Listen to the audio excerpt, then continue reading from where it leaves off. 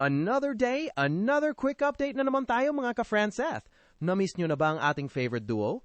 Dahil sa wakas, nagparamdam na ulit sila.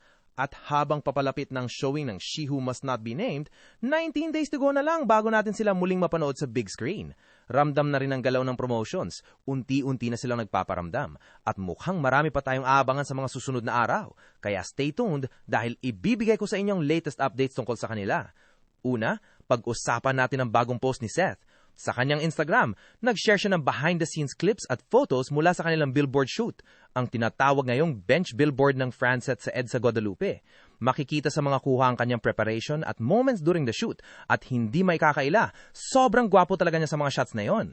Isang malaking milestone ito para sa kanilang dalawa, lalo na't matagal na rin itong naging wish ni Seth. Congrats Seth sa inyong billboard ni Chin. Tunay ngang manifestation is real dahil sa wakas, natabihan mo rin ang iyong binibini. At syempre, hindi mawawala, present sa likes ang kanyang partner. Sunod naman sa post ni Francine, nagbahagi siya ng mga larawan kung saan makikita ang kanyang elegant look habang suot ang kanyang diamond earrings. Simple pero very classy ang dating. Kitang-kita ang kanyang natural beauty at poise sa bawat shot. Isang post na talagang nag-highlight ng kanyang pagiging graceful at refined. Bagay na bagay sa kanyang ganitong style. At gaya ng inaasahan, present din si Seth sa likes. Tahimik pero consistent ang suporta. Pero sa kabila ng ilang araw na pananahimik, eto na, sa wakas, nagparamdam at nag-update na rin sila. Nitong April 9, binulabog ni Francine Diaz ang social media matapos mag-share sa kanyang IG account ng ilang sweet photos nila ni Seth Fedelin. Ang caption, isang matipid pero palaban na flat out. Seryoso? Bakit ba sa tuwing tumatahimik ang dalawang to, bigla na lang tayong bubulagan ng ganitong pasabog? Grabe, look at them! This duo's face card never declines. Sobrang hit ng look na to, isang visual overload na naman. Aminin natin, walang tapon sa bawat anggulo. Sobrang gwapo at sobrang ganda. Dahil sa race team shoot na ito, para silang bida sa isang pelikula. She's the face of luxury, he's the king of the tracks, different worlds, same fire. And every time their paths cross, it feels like a race neither of them wants to win. Because in this game, losing means falling for each other. Charot! At syempre, hindi nakaligtas ang mapanuring mata ng mga fans ng isang huling detalye, yung mark sa cheek. Bakit naman may pagganito? Para bang someone just marked her territory, di ba? Haha, nakakawala talaga ng pagod ng ganitong klaseng ayuda. At syempre, hindi magpapahuli ang ating pinakaswerteng binata. Nirepost lang naman ni Seth ang story ni Chin. Baka Seth Fedelan yan. Pero teka, pansin nyo ba? Mukhang Francine tumatapang Diaz na talaga ang peg ni Maring Francine ngayon. Paano ba naman? Super active na siyang makipag-engage sa comment section.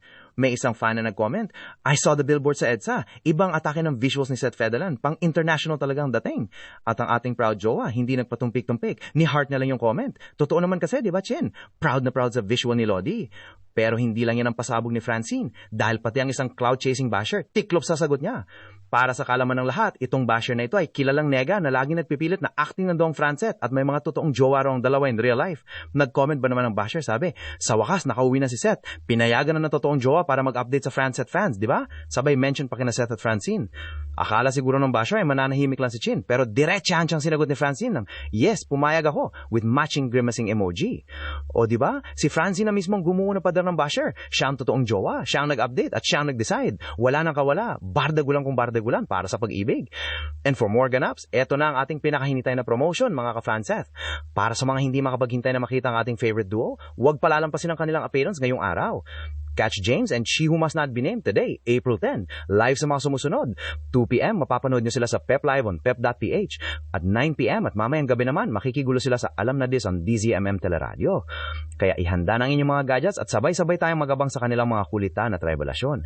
Hanggang dito na lang muna tayo mga ka-Franceth. See you sa susunod na updates.